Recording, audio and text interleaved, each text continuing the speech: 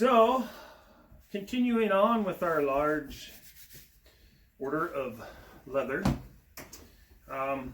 just out here cleaning up the threads and getting ready to burnish the edges. How you guys doing? You guys doing okay?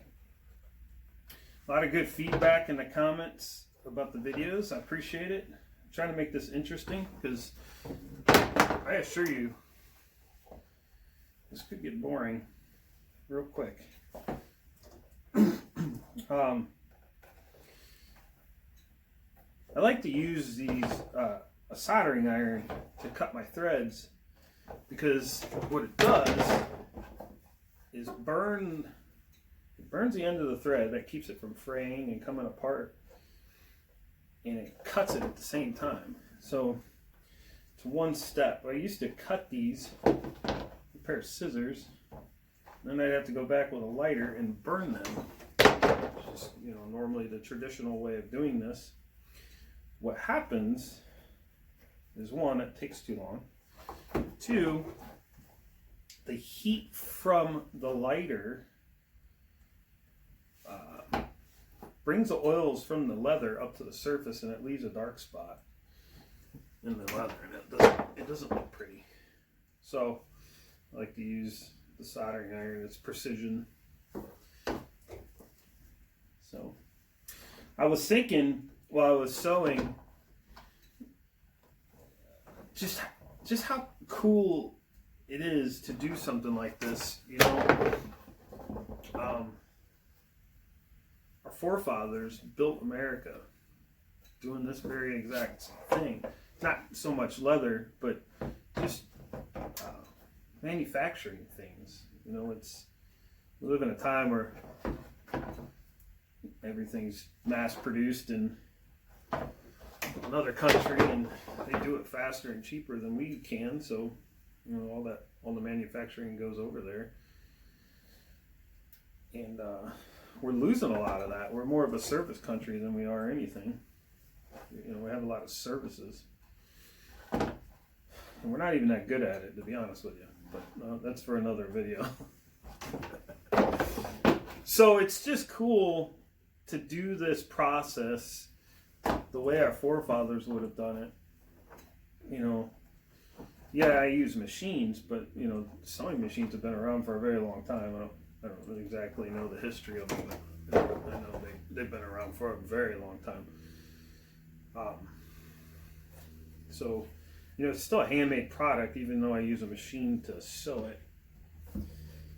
It's just that you can't ignore the speed in which a sewing machine will do this job. And in order for me to sell these at a reasonable price, and these are real reasonable, I think these retail at $35 a piece. Of course, I wholesale them, so I don't quite make that much on them.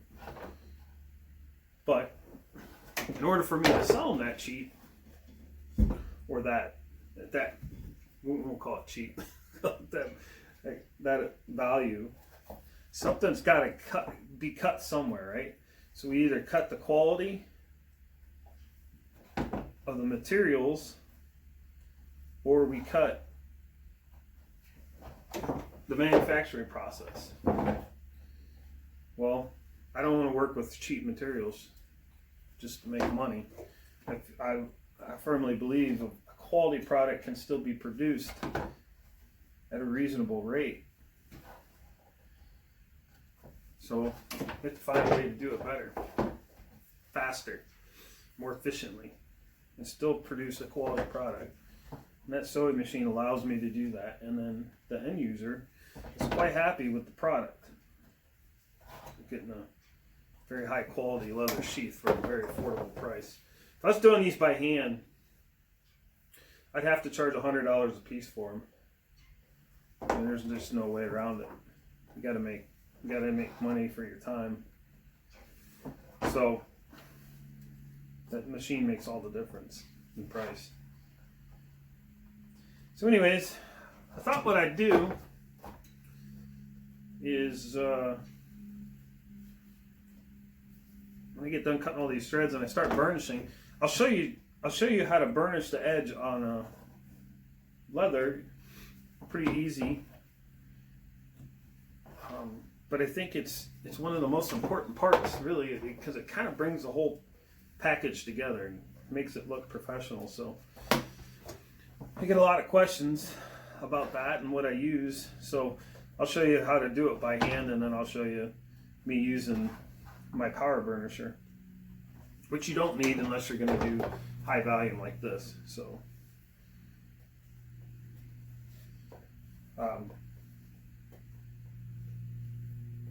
so let me get all these threads cut, and then we'll get back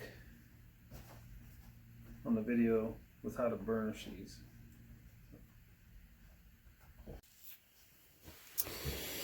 All right, so just going to show you real quick how to burnish your edges. I mean, it's pretty simple. I think it's important to note that if you don't have high quality leather, it doesn't matter what you do, it's not going to burnish. Also, there's more than two different kinds of leather, but the most common leathers you're going to find for stuff like this is like a chrome tan and a veg tan. English bridle falls under a veg tan. And then it gets more complicated, obviously, because this is English bridle, or there might just be a regular veg tan, or yada yada. It has something to do with the way they tan the hides. I use English bridle because it's already dyed, so I don't have to dye it. It has oils and tallows in it that lend itself perfectly to an outdoor equipment piece of gear. This sheath is actually water resistant and will hold up better in the elements than, say, a regular or regular veg tan leather.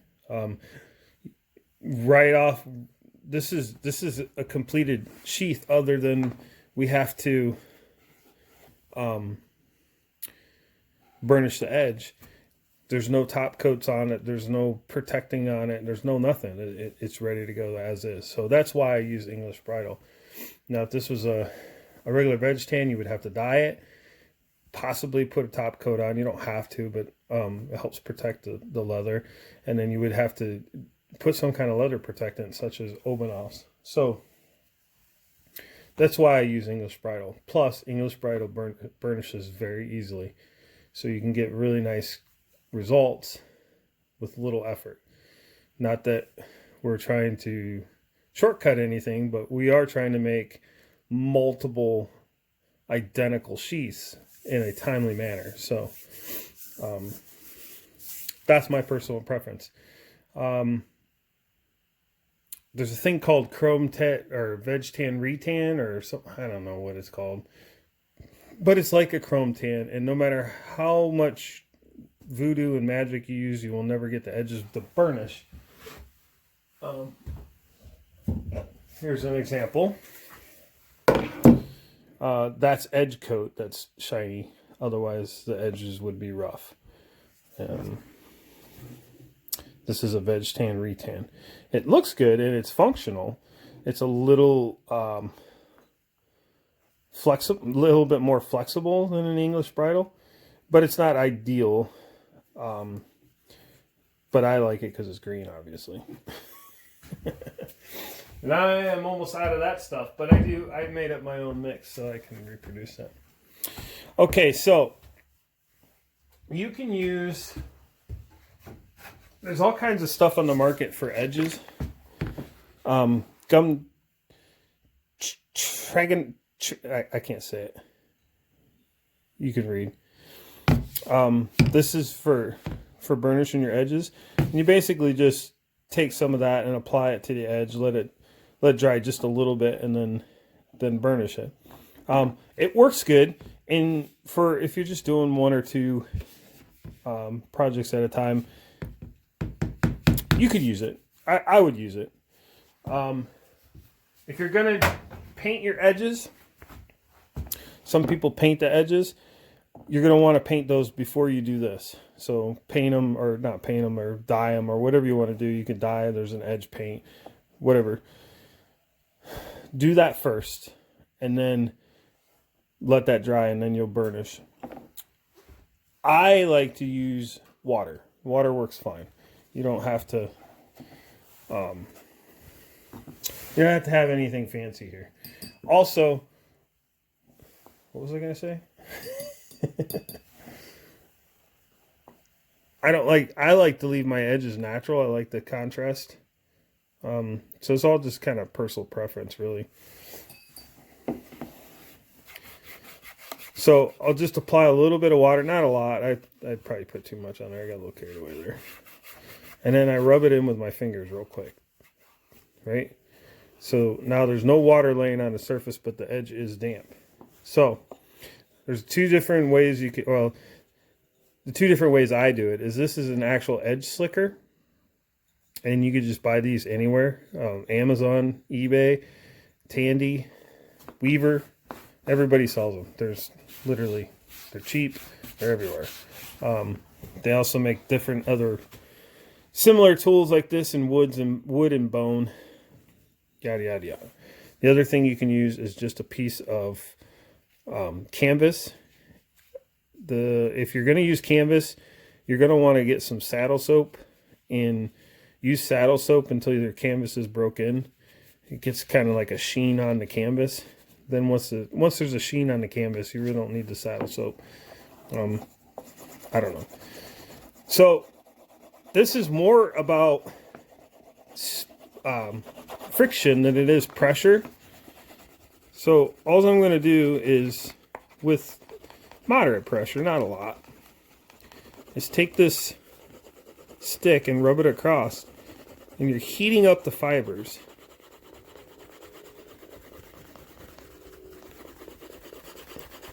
All those rough fibers, you're heating them up and smoothing them out so they get slick and shiny. What this does is, first off, it looks good, but more importantly, it helps seal the edge so moisture doesn't soak in, dirt doesn't get caught in there. It helps protect the leather and make it last longer. Also,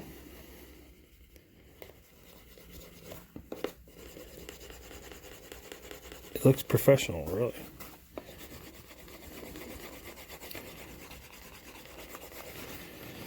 So you could do this as long as you want. Another thing you could do before you do this is you could sand the edges progressively with higher grit sandpaper. And the higher the grit, the smoother the edge is going to be. Just like woodwork. So this has different grooves on it that's supposed to fit the leather you're working on. I find it's never big enough for what I do. But if you hear, listen.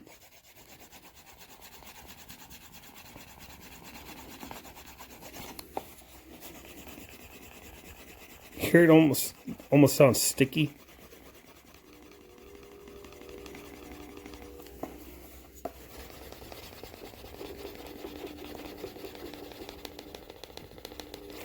That means you're about as good as it's going to get.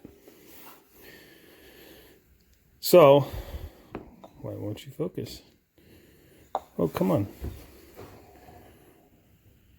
Come on now. Hopefully you can get the idea. Oh, that made it way worse. So that's it. That's how you do it by hand. Same thing with your canvas. It's more about the friction than it is the pressure.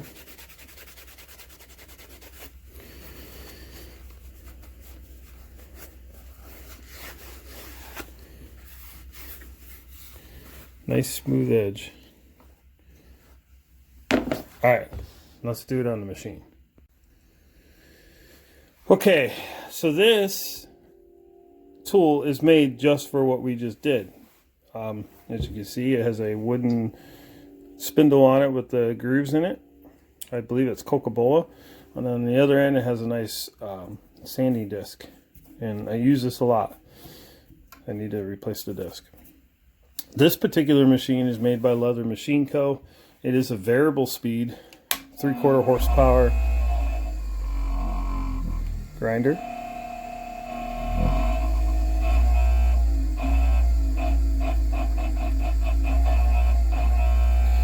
It's also reversible. I leave that thing on full blast all the time, so I don't know. Maybe I should slow it down. I really don't know. It didn't. I've tried a lot of things with burnishing edges, and nothing really seems to make any difference. So I just leave it on full blast. So you don't need this unless you're going to do a lot of leather work, or unless you're one of those people that have an absorbent amount of money and want to embellish in your hobbies, which there's nothing wrong with. I wish I was in that position. I believe this machine was like $500. I can't remember. Weaver Leather sells a similar machine. I'm not affiliated with either company, and this is a biased opinion. I bought this when I bought my sewing machine, and the reason why I bought this when I bought my sewing machine is I had to ship it. So it cost $0 more to add this as far as shipping goes. I still had to pay for the machine, but otherwise, if I'd have bought the machine later on, it would have cost plus shipping. So that's why I bought that particular machine. I just happened to pick it up at the same time as my sewing machine. And it's been fine. It works great. So I don't have anything bad to say about it, and it's a great machine. So let's just go through this real quick. You'll see this goes quick. I'm just going to move you guys a little bit over here, maybe. Just a little bit. Right there. Can you see? You like that? Good. Same thing, my edges are ready to go. Take my water, hit it real quick. Take my fingers and rub it in.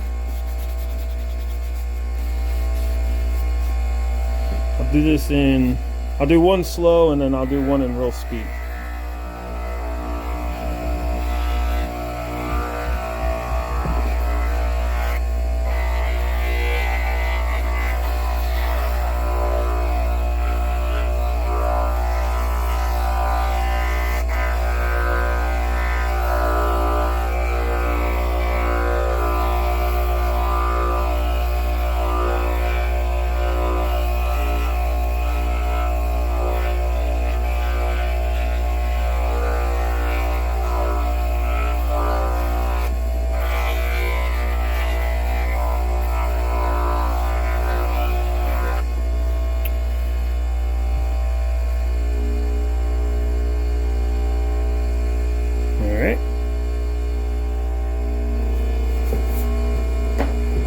Now, real speed for whatever you're doing production on.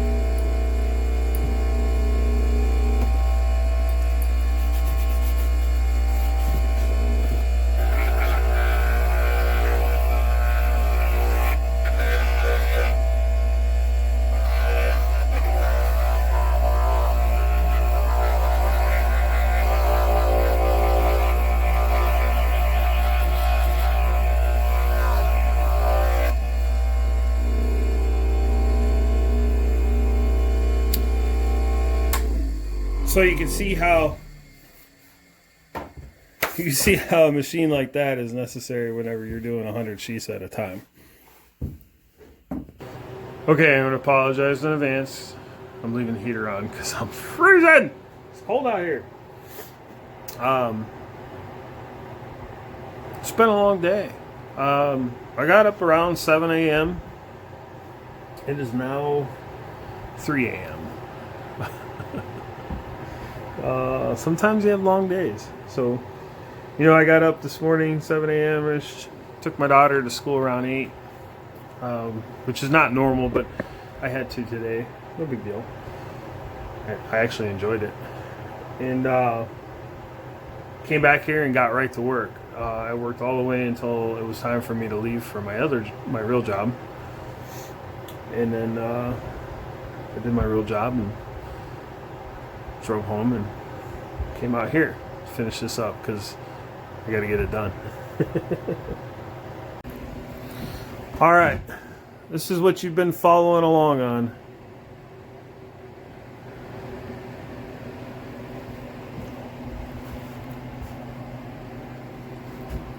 There's like 85 pieces total. But it's all complete now and it's ready to ship. So I'm going to get it boxed up and get out of here. I got to start on the next one. Got another order right after this one. The next order is bigger than this. So that one's going to probably take a little while. We'll see. Okay, so in closing, I hope everybody had an awesome day. Really, I do. Even though I've had a really long day and I still have to go inside and edit this video to get it up on YouTube for you guys for in the morning.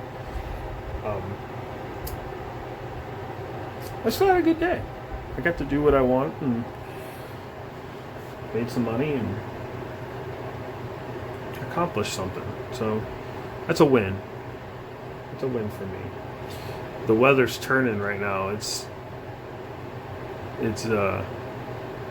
drastically changing. There's probably I don't know, good 3 inches of snow on the ground that wasn't there when I got home. I got home around midnight and there was no snow yet. I actually came home a little bit early. Excuse me. Wow. What was that? I came home a little early to beat the storm that's headed this way, and I did. I beat it.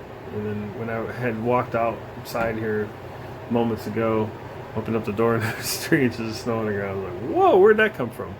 So our weather's changing. But supposedly it's supposed to warm back up to 40 degrees tomorrow with rain. So whatever's out there now is going to be gone tomorrow, and it'll be a mess. Welcome to Ohio. So, all right, guys. Thanks for watching. Thanks for anybody that stuck around to the end of the video here. Appreciate you. A lot of feedback on the 10,000 sub giveaway that we have to look forward to in the future. A couple ideas on how to do that. Good ideas. And I still don't know what I'm going to do. It's too early. It's too early. We'll figure something. It'll be epic. Well, maybe not epic, but it'll be cool. It'll be handmade. It'll be a Killinger. You'll be able to pass it down for generations. So, if you're new to the channel, appreciate your subscription. And if you're not a subscriber yet, now's a good time to click on that subscribe button. And for everyone else that is a subscriber, don't forget to hit the thumbs up. And always comment below questions, comments, critiques, whatever. I don't care. It all helps. So, we'll see you guys tomorrow.